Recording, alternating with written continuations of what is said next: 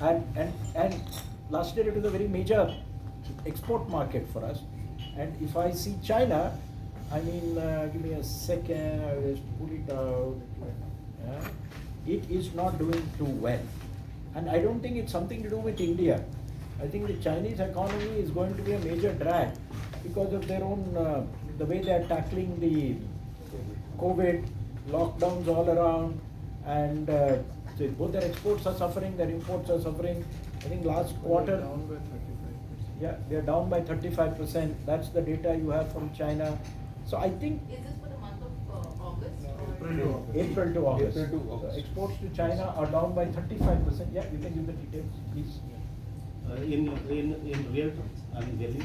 Yeah. In value Actual terms, value. our exports last year in April, August was $10 billion.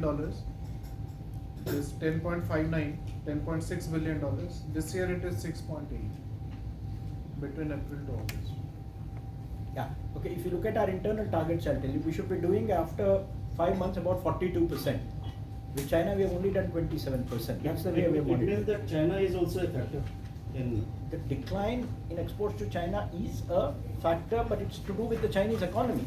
It's not that they're not importing Indian stuff. Similarly, Fed is also, I mean, The is US not Fed. related to India, I mean, US Yeah. Fed.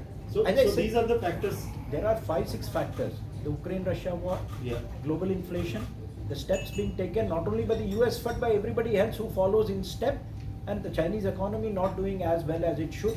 All of them are contributing, and I think we can't be totally isolated from these headwinds. Given all that we are up by 17% so far, I think we are fighting to survive, and I think we are doing a good job.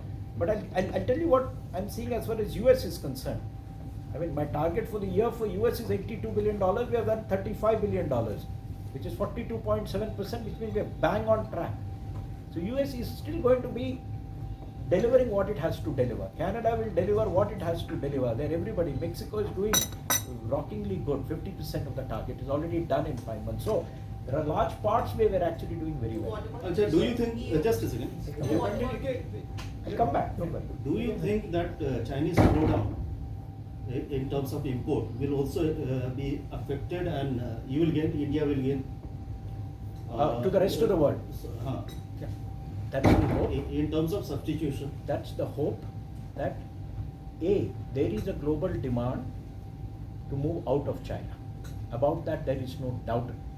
And one of the reasons why countries are running to do FTAs with India and being much more flexible is to reduce their own dependency on China. Even our chief Australia. negotiator for Australia, just tell the figures. I mean, what is the Chinese dependency?